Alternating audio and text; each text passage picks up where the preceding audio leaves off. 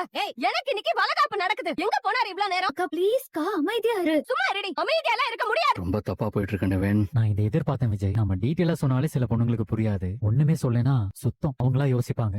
அண்ணன் காலி. என்ன என்ன செய்யணும்? அக்கா ப்ளீஸ் கா ஏன் கா இப்படி பண்ற? விடுடி, நீ சும்மா இரு. இந்த ஃபங்க்ஷன்ல இவரோட பங்கு என்ன காவேரி? இன்னைக்கு ஃபங்க்ஷன் நடத்த போதுன்னு நம்ம பேசினதுல இருந்து இவர் என்ன செஞ்சாரு? இவரோட பங்கு என்னன்னு சொல்லு. எல்லாமே மாமா தான்க்கா பண்ணாரு. ஏய் கங்கா பேசாம உட்காருடி.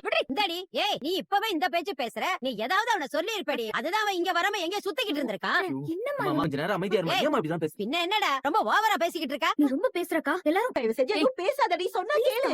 ஏய் இனி ஒரு வார்த்தை பேசுறேன்னு வை. என் மகனை கூட்டிக்கிட்டு நான் இங்க இருந்து கிளம்பிடுவேன் சொல்லிட்டேன். நீ தாராளமா கூட்டிட்டு போ. இவர் இங்க இருக்கிறது ஒண்ணுதான், இல்லாம இருக்கிறது ஒண்ணுதான். போ.